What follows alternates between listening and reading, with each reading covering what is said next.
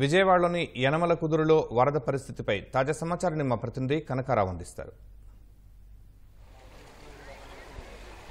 విజయవాడ నగరంలో వరద నీరు ముంచెత్తింది. ఇప్పటికే అనేక కాలనీలు నీట మునిగాయి. దీంతో ప్రజలందరూ కూడా భయాందోళనకు గురయ్యారు. అనేక మంది ఇతర ప్రాంతాలకు, ఎత్తైన ప్రాంతాలకి, లోతట్టు ప్రాంతాల నుంచి ప్రజలు పోతున్న సందర్భాలు ఉన్నాయి. ఇప్పుడు ప్రస్తుతం మనం విజయవాడ యనమల కుదురు ప్రాంతంలో ఉన్నాము. ఇక్కడ మనం చూడొచ్చు, మొత్తం కూడా రోడ్డు అంతా జలమయం అయిపోయి మొత్తం కృష్ణానది నీరు రోడ్డు మీదకే వస్తున్న పరిస్థితి ఉంది.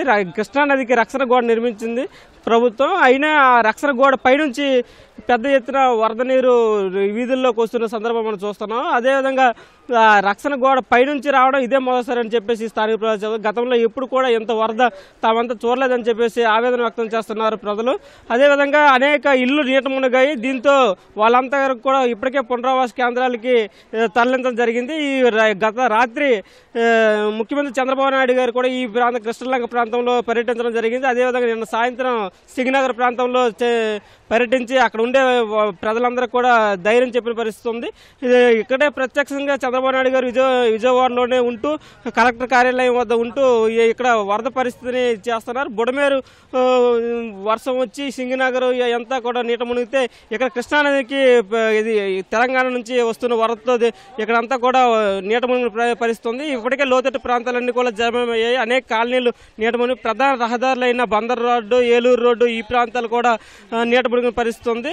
అయితే ఇదే అంశం మీద మాట్లాడేందుకు మనతో ఇక్కడ స్థానికులు కొంతమంది ఉన్నారు. వాళ్ళని అడిగి తెలుసుకునే ప్రయత్నం చేద్దాం. సార్ చెప్పండి, గతంలో ఎప్పుడైనా మీరు ఇలాంటి పరిస్థితి చూసారా? విజయవాడలో చూసామన్నా, 2009లో చూసామన్నా.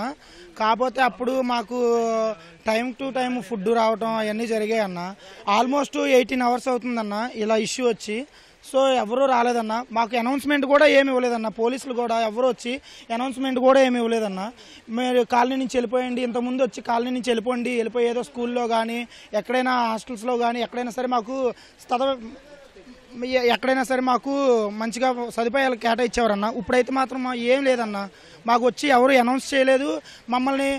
మమ్మల్ని లోకల్ లీడర్స్ కానీ ఎక్స్ పార్టీస్ కానీ ఎవరు వచ్చి మమ్మల్ని పరామర్శించలేదన్న. అదన్న.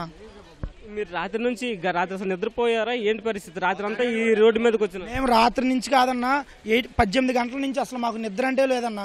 నిద్ర లేదు. మేము అసలు ఇప్పుడు వరకు ఏం ఫుడ్ కూడా ఏం తినలేదన్నా. అది గత రాత్రి వంట ఏమైనా చేసుకున్నారా ఇంట్లో? అసలు ఏంటి పరిస్థితి? వంట ఏం చేసుకోలేదన్న. సామాన్లు అన్నీ మునిగిపోయాయి. వాల్యుబుల్ సామాన్లు అన్నీ మునిగిపోయాయి. బీరువాలు అన్నీ పడిపోయాయి. టీవీలు కూడా పోయాయి అన్న. టీవీలు అన్నీ మునిగిపోయాయి. ఇంటి మొత్తం కూడా ఆల్మోస్ట్ 9 అడుగుల వరకు వాటర్ వచ్చేసాయి అన్న. మొత్తం అన్ని సామాన్లు అన్నీ కూడా పోయాయి. పునరావాస కేంద్రాలు ఏర్పాటు చేసామని చెప్పి ప్రభుత్వం చెప్తుంది. మీకు ఎవరైనా సమాచారం ఇచ్చారంటే పునరావాస కేంద్రాలకు వెళ్ళాలని చెప్పి? ఎవరు ఇవ్వలేదండి, ఎవరు ఇవ్వలేదు. అసలు ప్రజలు మీరు అంటే ఇళ్ళని నీట మునిగాయా? అసలు మీరు ఏంటి పరిస్థితి? మీరు బాగా ఇబ్బంది అయిపోయింది భయ్య. అసలు మాకు ఎవరు కూడా చెప్పలేదు. మాకు రాత్రి నుంచి సడన్గా వచ్చింది వాటర్. పిల్లలతో ఉన్నాం, మేము బాగా ఇబ్బంది పడిపోయాం. ఎవరు కూడా చెప్పలే. రాత్రి నుంచి ఎట్లా కాపు కాసి ఉన్నాం. పిల్లలందరినీ ఎక్కడ పెట్టాలో కూడా అర్థం కాలే. తీసుకెళ్ళి ఎదర రోడ్ల మీద అట్లా నుంచోబెట్టాం. ఇది యనమల కుదురు ప్రాంతంలో ఉండే ప్రజలు చెబుతున్న విషయాలు. తమకైతే అధికారులు కానీ ఎవరు కూడా సమాచారం ఇవ్వలేదండి. దీంతో గత రాత్రి నుంచి కూడా నిద్రలేని రాత్రే గడిపాము. రాత్రి అంతా కూడా ఎత్తైన ప్రాంతాలకు వచ్చి రోడ్లపైన జీవించాల్సిన పరిస్థితి వచ్చిందని చెప్పేసి ప్రజలు చెబుతున్నారు.